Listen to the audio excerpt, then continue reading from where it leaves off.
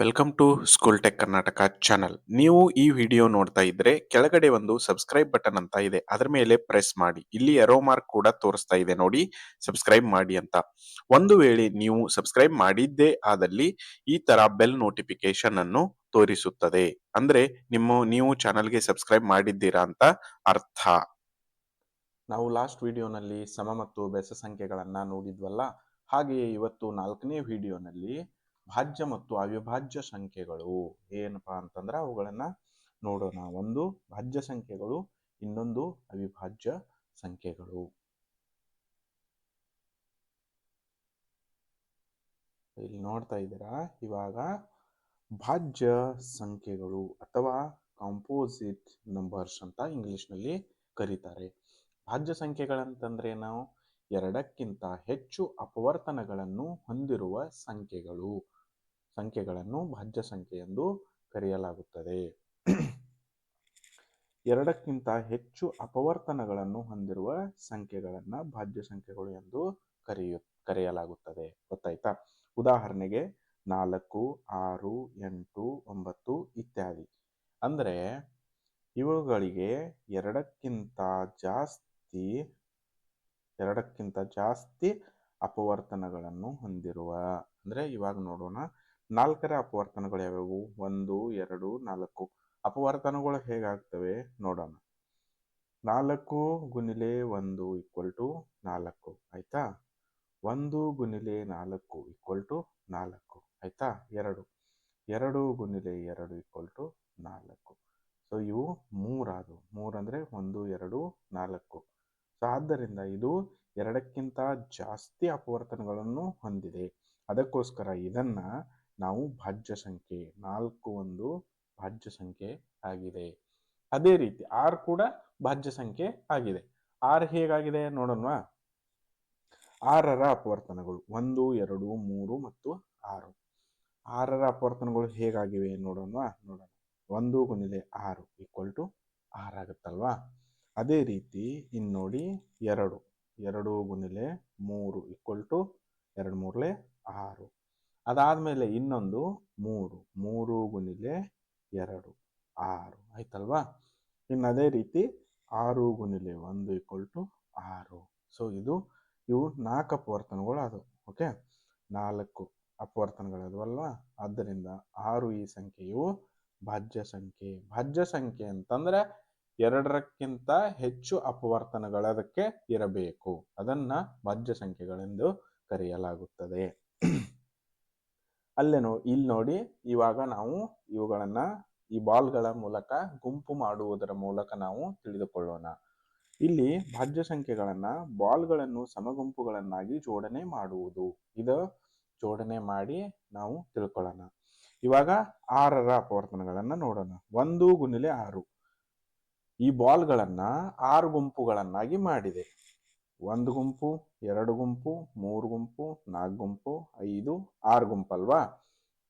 ಒಂದು ಬಾಲ್ ಇರುವ 6 ಗುಂಪುಗಳನ್ನ ಮಾಡಿದೆ. ಅಥವಾ 6 ಬಾಲುಗಳಿರುವ ಒಂದು ಗುಂಪು, 6 ಬಾಲುಗಳಿರುವ ಒಂದು ಗುಂಪು ಐತೆ. ಸೊ ಇವು 6 ಗುಂಪುಗಳು. ಅದಾದ್ಮೇಲೆ ಎರಡು ಬಾಲ್ಗಳಿರುವ 3 ಗುಂಪುಗಳು, 1 ಗುಂಪು, 2 ಗುಂಪು, 3 ಗುಂಪು. ಸೊ ಇವು 3 ಗುಂಪುಗಳು. ಅದೇ ರೀತಿ 3 ಬಾಲ್ಗಳಿರುವ 2 ಗುಂಪುಗಳು, 1, 2. ಆದ್ದರಿಂದ ಇವು 2. ಸೊ ನೋಡಿ ಇಲ್ಲಿ 1, 2, 3, 6. 6ರ ಅಪವರ್ತನಗಳು 1, 2, 3 ಮತ್ತು 6. ತಿಳಿತಲ್ವಾ? ಸೊ ಅದಕ್ಕೋಸ್ಕರ 6 ಇದು ಭಾಜ್ಯ ಸಂಖ್ಯೆ. ಯಾಕಂದ್ರೆ ಇದು ಎರಡರಕ್ಕಿಂತ ಜಾಸ್ತಿ ಅಪವರ್ತನಗಳನ್ನ ಹೊಂದಿದೆ. ಅದೇ ರೀತಿ ನಾವಿನ್ನು ಮುಂದೆ ನೋಡೋಣ. 1ರಿಂದ 100ರವರೆಗಿನ ಭಾಜ್ಯ ಸಂಖ್ಯೆಗಳು. ಇಲ್ಲಿ ಭಾಜ್ಯ ಸಂಖ್ಯೆಗಳು ಮಾತ್ರ ನಾವು ನೋಡ್ತಾ ಇದ್ದೀವಿ. ಸೊ ನಾನು ಇವತ್ತು ಈ ಟೇಬಲ್ನ ಕೊಟ್ಟಿದ್ದೀನಿ. ಉದಾಹರಣೆಗೆ ಇಲ್ಲಿ 1ರಿಂದ 10ರವರೆಗೆ ಎಷ್ಟು ಭಾಜ್ಯ ಸಂಖ್ಯೆಗಳಿವೆ? 4, 6, 8, 9, 10. ಅದೇ ರೀತಿ 10ರಿಂದ 20ರವರೆಗೆ, 11ರಿಂದ 20ರವರೆಗೆ ಎಷ್ಟಿವೆ? 12, 14, 15, 16, 18, 20. ನಿಮ್ಗಾಗಲೇ ಇವಾಗಲೇ ತಿಳಿದಿರಬಹುದು, ಇವೆಲ್ಲ ಭಾಜ್ಯ ಸಂಖ್ಯೆಗಳು. ಸೊ ನಾನು 100ರವರೆಗೆ ಕೊಟ್ಟಿರ್ತೀನಿ, ನೀವು ಬರೆದು ಪ್ರಾಕ್ಟೀಸ್ ಮಾಡಿ ಒಂದ್ಸಾರಿ ಅಥವಾ ಓದ್ಕೊಂಡು ಹೋಗಿ, ಆಯ್ತಾ. ಇಲ್ಲಿ ತಿಳಿದಿರಬಹುದು ನಿಮಗೆ 1ರಿಂದ 100ರವರೆಗಿನ ಭಾಜ್ಯ ಸಂಖ್ಯೆಗಳು ಇವೆಲ್ಲ. ಆದರೆ ಇಲ್ಲಿ 1 ಬಂದಿಲ್ಲ, 2 ಬಂದಿಲ್ಲ, 3 ಬಂದಿಲ್ಲ. ಆದ್ದರಿಂದ ಇವೊಂದಲ್ಲ, 2, 3 ಏನಾಗಿರ್ತವೆ, ಅವು ಅವಿಭಾಜ್ಯ ಸಂಖ್ಯೆಗಳೆಂದು ಕರೆಯುತ್ತಾರೆ. ಅದನ್ನೇ ಇವಾಗ ಮುಂದೆ ಹೇಳ್ತೀನಿ. ಇಲ್ಲಿ ನೋಡಿ, ಅವಿಭಾಜ್ಯ ಸಂಖ್ಯೆ ಬಂತು. ಇಲ್ಲೇನಾಗುತ್ತೆ, ಅವಿಭಾಜ್ಯ ಸಂಖ್ಯೆಗಳು 2 ಅಪವರ್ತನಗಳನ್ನು ಅಥವಾ ಅವಿಭಾಜ್ಯ ಸಂಖ್ಯೆಗಳು ಅಥವಾ ಪ್ರೈಮ್ ನಂಬರ್ಸ್ ಅಂತ ಇಂಗ್ಲಿಷ್ನಲ್ಲಿ ಏನು ಕರಿತೀವಲ್ಲ ಅದು, 2 ಅಪವರ್ತನಗಳನ್ನು ಮಾತ್ರ ಹೊಂದಿರುವ ಸಂಖ್ಯೆಗಳನ್ನು ಅವಿಭಾಜ್ಯ ಸಂಖ್ಯೆಗಳು ಎಂದು ಕರೆಯಲಾಗುತ್ತದೆ. ಇಲ್ಲೇನಾಗುತ್ತಪ್ಪ ಅಂತಂದ್ರೆ ಅಪವರ್ತನಗಳು 2 ಇರ್ತವೆ, ಒಂದು ಅದೇ ನಂಬರ್ ಅಥವಾ ಒಂದಿರುತ್ತೆ. ಉದಾಹರಣೆಗೆ 2, 3, 5, 7, 11 ಇತ್ಯಾದಿ. ಇಲ್ಲಿ ಒಂದೆಲ್ಲೂ ಬರಲಿಲ್ಲ ನೋಡಿ, ಅದನ್ನ ನಾವು ಮುಂದೆ ಡಿಸ್ಕಸ್ ಮಾಡೋಣ. ಇವಾಗ 1, 2ರ ಅಪವರ್ತನಗಳು 1 ಗುಣಿಲೆ 2, 2 ಗುಣಿಲೆ 1 ಇಷ್ಟೇ ಆಗುತ್ತಲ್ವಾ, 2, 2. ಆದ್ದರಿಂದ 1 ಮತ್ತು 2ನ್ನ ಬಿಟ್ರೆ ಇದಕ್ಕೆ ಬೇರೆ ಯಾವುದೇ ಅಪವರ್ತನಗಳು ಇರುವುದಿಲ್ಲ. ಅಂದ್ರೆ ಬೇರೆ ಸಂಖ್ಯೆಗಳಿಂದ ಗುಣಾಕಾರ ಮಾಡಿ ಅದರ ಉತ್ತರ 2 ಬರುವುದೇ ಇಲ್ಲ. ಅದಕ್ಕೋಸ್ಕರ ಅದರ ಅಪವರ್ತನಗಳು 1, 2. ಎರಡೇ ಅಪವರ್ತನಗಳನ್ನು ಹೊಂದಿರುವ ಸಂಖ್ಯೆಗಳನ್ನು ಅವಿಭಾಜ್ಯ ಸಂಖ್ಯೆಗಳೆಂದು ಕರೆಯುತ್ತಾರೆ. ತಿಳಿತಲ್ವಾ. 3ರ ಅಪವರ್ತನಗಳು 1 ಮತ್ತು 3. ಇವಾಗ ನೋಡಿ, 1 ಗುಣಿಲೆ 3 = 3 ಅಥವಾ 3 ಗುಣಿಲೆ 1 = 3. ಬೇರೆ ಯಾವುದೇ ಸಂಖ್ಯೆ ನೋಡಿ, ಇವಾಗ 1 ಗುಣಿಲೆ 2 2 ಆಗುತ್ತೆ, 3 ಬರಲ್ಲ. ಸೊ ಆದ್ದರಿಂದ ಈ 3ಅನ್ನ ಯಾವುದೇ ಸಂಖ್ಯೆಗಳಿಂದ ಗುಣಾಕಾರ ಮಾಡಿದಾಗ 3 ಬರುತ್ತೆ. ಆದರೆ ಆ ಸಂಖ್ಯೆಗಳು 1 ಮತ್ತು 3. ಆದ್ದರಿಂದ ಇಲ್ಲೇನು ಹೇಳುತ್ತೆ, 2 ಅಪವರ್ತನಗಳನ್ನು ಮಾತ್ರ ಹೊಂದಿರುವ, ಇದು 2 ಅಪವರ್ತನ ಮಾತ್ರ ಹೊಂದಿದೆ. ಅದಕ್ಕೆ 3 ಒಂದು ಅವಿಭಾಜ್ಯ ಸಂಖ್ಯೆ, 2 ಒಂದು ಅವಿಭಾಜ್ಯ ಸಂಖ್ಯೆ. ಉದಾಹರಣೆಗೆ ಮುಂದಿನ ತಗೋಣ, 11ರ ಅಪವರ್ತನಗಳು. 11ನ್ನ ಎಷ್ಟರಿಂದ ಗುಣಿಸಿದಾಗ 11 ಬರುತ್ತೆ, 1 ಗುಣಿಲೆ 11 = 11 ಆಗುತ್ತೆ. 11 ಗುಣಿಲೆ 1 = 11 ಒಂದ್ಲೆ 11. ಸೊ ಆದ್ದರಿಂದ 1 ಮತ್ತು 11 ಎರಡೇ ಅಪವರ್ತನಗಳನ್ನು 11 ಹೊಂದಿರುತ್ತದೆ. ಆದ್ದರಿಂದ 11 ಕೂಡ ಒಂದು ಅವಿಭಾಜ್ಯ ಸಂಖ್ಯೆ ಅಥವಾ ಪ್ರೈಮ್ ನಂಬರ್ ಅಂತ ನಾವೇನು ಇಂಗ್ಲಿಷ್ನಲ್ಲಿ ಕರಿತೀವಲ್ಲ ಅದು, ಆಯ್ತಾ. ಅವಿಭಾಜ್ಯ ಸಂಖ್ಯೆ ಅಂದ್ರೆ ತಿಳ್ಕೊಂಡ್ರಲ್ಲ, 2 ಅಪವರ್ತನಗಳನ್ನು ಮಾತ್ರ ಹೊಂದಿರುವ ಸಂಖ್ಯೆಗಳನ್ನು ಅವಿಭಾಜ್ಯ ಸಂಖ್ಯೆಗಳೆಂದು ಕರೆಯುತ್ತಾರೆ. ಓಕೆ, ಇನ್ನು ಮುಂದೆ ನೋಡೋಣ ಅವಿಭಾಜ್ಯ ಸಂಖ್ಯೆ ಅಂದ್ರೆ ಏನ್ ನೋಡೋಣ. ಈ ಬಾಲ್ಗಳ ಗುಂಪನ್ನು 1, 5 ಅಂದ್ರೆ 1 ಬಾಲುಗಳ ಗುಂಪು 5 ಗುಂಪುಗಳನ್ನಾಗಿ ಮಾಡೋಣ. 1, 2, 3, 4, 5 ಆಯ್ತಾ. ಇನ್ನು 5 ಬಾಲುಗಳ ಒಂದು ಗುಂಪು, 5 ಬಾಲುಗಳ ಒಂದು ಗುಂಪು, ಇದು 1 ಗುಂಪು, ಇದು 5 ಗುಂಪು. ಇದನ್ನ ಬಿಟ್ರೆ 5ಅನ್ನ ನೀವು ಯಾವುದೇ ರೀತಿ ಹೊಡೆಯಿರಿ ನೋಡಿ, ಇಲ್ಲಿ 1, 2, 3, 4, 5 ಆಯ್ತಾ. ಇಲ್ಲಿ ಇದು 3 ಆಯ್ತು, ಇದು 2 ಆಯ್ತು, ಅಂದ್ರೆ ಈಕ್ವಲ್ ಆಗ್ಲಿಲ್ಲ, ಆಯ್ತಾ. ಇವಾಗ ನೋಡಿ 1, 2, 3, 4, 5 ಆಯ್ತಾ. 4 ತಗೊಳ್ಳಿ, 4 ಗ್ರೂಪ್ ಆಯ್ತು, ಆದ್ರೆ ಇಲ್ಲಿ ಒಂದು ಶೇಷ ಉಳಿತು. ಸೊ ಇದು ಆಗಲ್ಲ. ಆದ್ದರಿಂದ 5 ಒಂದು ಅವಿಭಾಜ್ಯ ಸಂಖ್ಯೆ. ಇದು ಉದಾಹರಣೆ ಅದಕ್ಕೆ. ತಿಳಿತಲ್ವಾ. ಇಷ್ಟೇ ಇದೆ. 5ರ ಅಪವರ್ತನಗಳು ನೋಡಿ, 1 ಮತ್ತು 5 ಬೇರೆ ಯಾವುದೇ ಬರಲ್ಲ. ಯಾಕಂದ್ರೆ 1 ಗುಣಿಲೆ 5 = 5 ಅಥವಾ 5 ಗುಣಿಲೆ 1 = 5. ಬೇರೆ ಯಾವ ಸಂಖ್ಯೆಯಿಂದ ಮಾಡಿದ್ರು ಬರಲ್ಲ. 3 ಗುಣಿಲೆ 2 ಮಾಡ್ಬೋದು, ಆದ್ರೆ ಅದರ ಉತ್ತರ 6 ಬರುತ್ತೆ, 5 ಬರಲ್ಲ. ಸೊ ಅದಕ್ಕೋಸ್ಕರ ಇದಲ್ಲ. ಆದ್ದರಿಂದ 5 ಇದು ಒಂದು ಅವಿಭಾಜ್ಯ ಸಂಖ್ಯೆ ಆಗಿರುತ್ತದೆ. ಮುಂದೆ ನೋಡೋಣ, 1ರಿಂದ 100ರವರೆಗಿನ ಅವಿಭಾಜ್ಯ ಸಂಖ್ಯೆಗಳನ್ನ ಬರೆದಿದ್ದೇನೆ. 1ರಿಂದ 100ರವರೆಗೆ ಅಂದ್ರೆ ಇದು 1ರಿಂದ 10, ಇದು 11ರಿಂದ 20, ಹೀಗೆ ಬರ್ಕೊಂಡು ಹೋಗಿದ್ದೀನಿ. ನೋಡಿ ಅವಿಭಾಜ್ಯ ಸಂಖ್ಯೆಗಳು ಯಾವ್ಯಾವ ಬರ್ತವೆ. 2, 3, 5, 7, 11, 13, 17, 19, 23, 29, 31, 37, 41, 43, 47, 53, 59, 61, 67, 71, 73, 79, 83, 89, 97. ಸೊ ಈ ಎಲ್ಲ ಸಂಖ್ಯೆಗಳು 1ರಿಂದ 100ರವರೆಗಿನ ಅವಿಭಾಜ್ಯ ಸಂಖ್ಯೆಗಳು. ಈ ಎಲ್ಲ ಸಂಖ್ಯೆಗಳು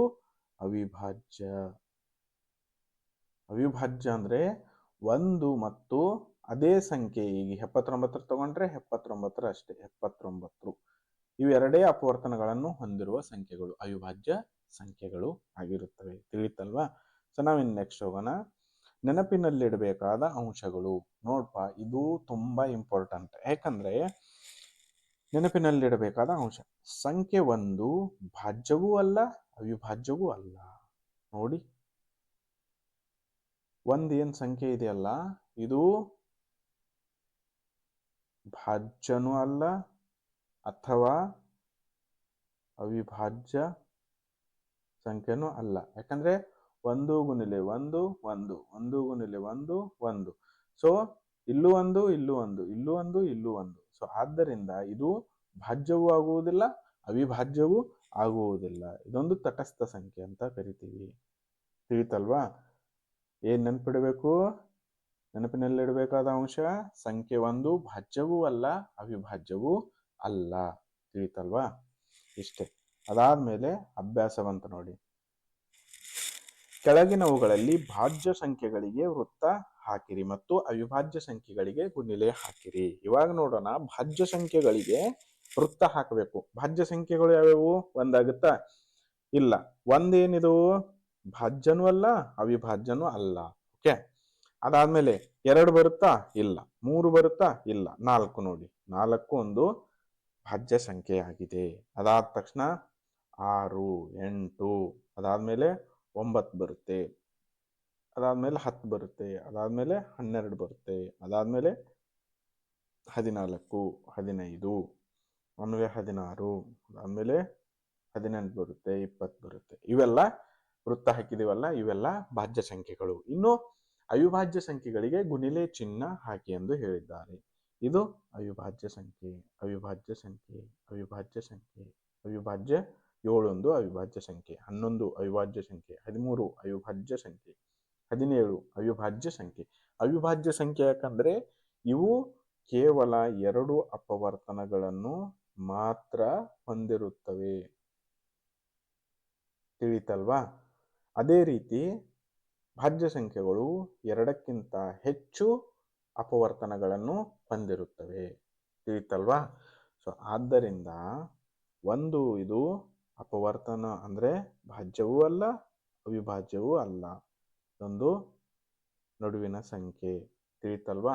ಸೊ ಇಲ್ಲಿಗೆ ಈ ಒಂದು ಏನ್ ನಾವು ಹೇಳ್ತಾ ಇದ್ದೀವಲ್ಲ, ಭಾಜ್ಯ ಮತ್ತು ಅವಿಭಾಜ್ಯ ಸಂಖ್ಯೆಗಳು, ಇದು ಮುಗೀತು. ಸೊ ನಾವಿನ್ನು ನಮ್ಮ 5ನೇ ವಿಡಿಯೋವನ್ನ ಹಾಕ್ತೀವಿ. ಸೊ ಅದಕ್ಕೋಸ್ಕರ ನೀವೇನ್ ಮಾಡಿ, ಚಾನಲನ್ನು ಸಬ್ಸ್ಕ್ರೈಬ್ ಮಾಡಿಕೊಳ್ಳಿ. ಚಾನಲನ್ನು ಸಬ್ಸ್ಕ್ರೈಬ್ ಮಾಡಿಕೊಂಡ್ರೆ ಏನಾಗುತ್ತೆ?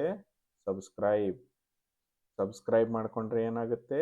ನಾವು ಹಾಕಿದ ನೆಕ್ಸ್ಟ್ ವಿಡಿಯೋ ನಿಮಗೆ ಬೇಗನೆ ತಲುಪುತ್ತದೆ. ಹಾಗೂ ನೀವು ಯಾವುದೇ ವಿಡಿಯೋವನ್ನು ಮಿಸ್ ಮಾಡ್ಕೊಳ್ಳದೆ ನೋಡಬಹುದು. ಧನ್ಯವಾದಗಳು. Welcome to school tech Karnataka channel. ನೀವು ಈ ವಿಡಿಯೋ ನೋಡ್ತಾ ಇದ್ರೆ ಕೆಳಗಡೆ ಒಂದು ಸಬ್ಸ್ಕ್ರೈಬ್ ಬಟನ್ ಅಂತ ಇದೆ, ಅದರ ಮೇಲೆ ಪ್ರೆಸ್ ಮಾಡಿ. ಇಲ್ಲಿ ಎರೋ ಮಾರ್ಕ್ ಕೂಡ ತೋರಿಸ್ತಾ ಇದೆ ನೋಡಿ, ಸಬ್ಸ್ಕ್ರೈಬ್ ಮಾಡಿ ಅಂತ. ಒಂದು ವೇಳೆ ನೀವು ಸಬ್ಸ್ಕ್ರೈಬ್ ಮಾಡಿದ್ದೇ ಆದಲ್ಲಿ ಈ ತರ ಬೆಲ್ ನೋಟಿಫಿಕೇಶನ್ ಅನ್ನು ತೋರಿಸುತ್ತದೆ.